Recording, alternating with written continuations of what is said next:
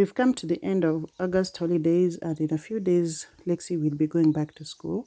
So there are a few very important things we have to talk about. Lexi is 11 years old, and pretty soon she'll be a teenager. So there are these hard topics we have to talk about from time to time. It's always good to just remind the kids about these things. The topics are quite sensitive, so we needed a very relaxed atmosphere for her to open up. So that's why we chose to take a nature walk and have some really private time. I just love how she's opening up and freely talking about the changes she's getting in her life at this stage and what she's learning from her peers at school. We've had a very productive and successful meeting, I can say. And we've also enjoyed the nature and a beautiful photo session in the forest.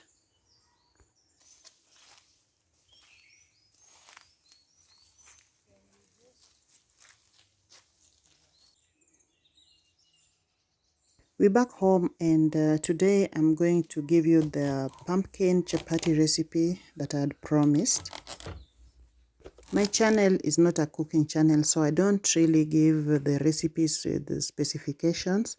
It's a daily life channel, and food is a big part of our daily life. So I hope you don't mind a few recipes here and there.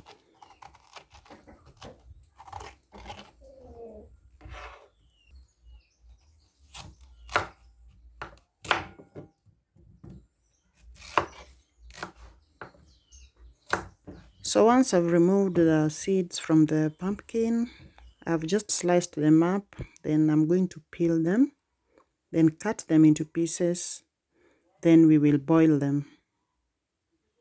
Growing up, I didn't really like pumpkins because the only method they used to cook was boiling.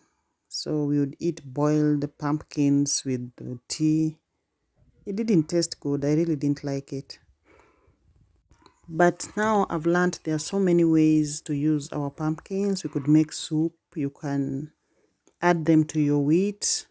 You can fry them. There are so many ways to cook them and make them really delicious. And when you add pumpkin to your recipes, you realize you're adding a bit of nutritional value. You're also adding some flavor to it. You can also do the same with sweet potatoes. Just boil them and add them to your recipes, especially when dealing with wheat. So the pumpkins are boiled and soft. So I'm just going to blend it and make a puree that we are going to use in mixing with the wheat flour for our dough. So this is what the puree looks like, very thick. This is a recipe I've done over and over again, so I don't use measuring cups or any form of measuring. I can just do it off head. But if you're interested in the measurements, I am thinking of starting a cooking channel because most of my viewers here are not after the recipes.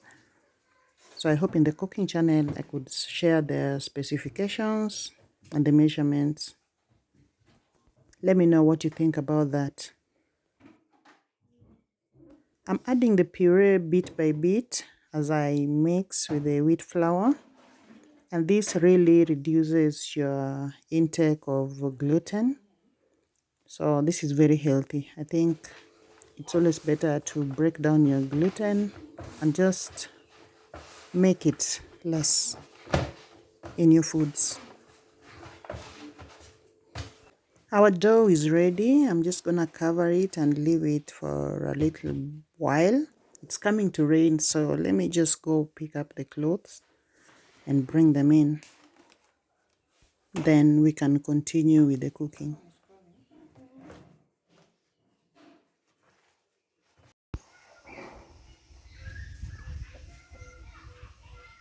Like in the old times, children still are very excited about the approach of rain. And I just love their noises in the background. These days, Lexi likes to spend a little more time with me. than before. I think separation anxiety is setting in. We are soon separating when she's going back to school. And she just likes to hang around me and not the TV and the gadgets as she used to.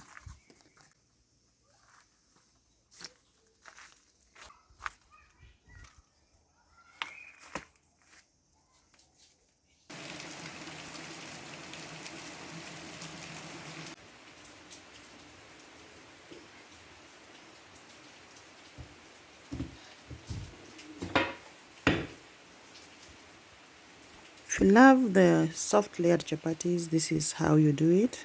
First, just roll out the dough, then fold it. I love to roll it. When you roll it, you get so many layers of it. So that's what I'm doing. You put the oil, it helps in the layering. Then just roll it out like this.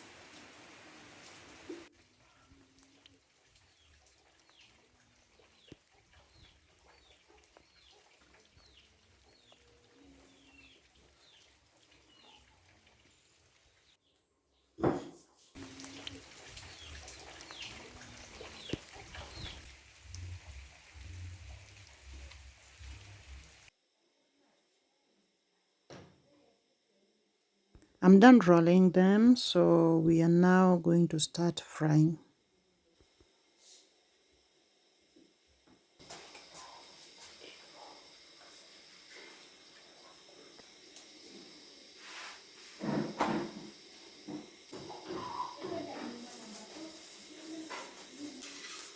Our neighbor's kid is also here, and I love the excitement when chapati is frying. Even in the old days, we used to be really excited, and our mothers were frying chapatis, and we stayed in the kitchen until they were all ready.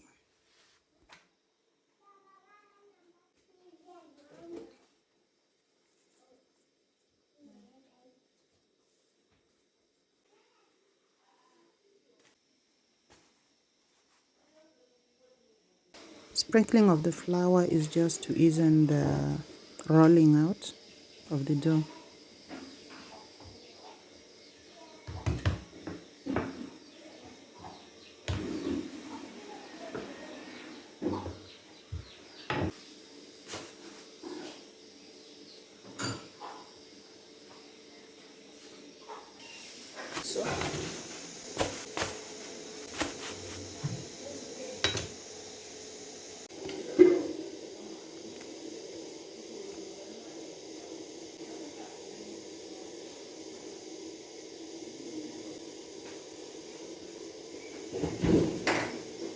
Our chapatis are all ready and very soft, and I'm going to serve it with the green grams.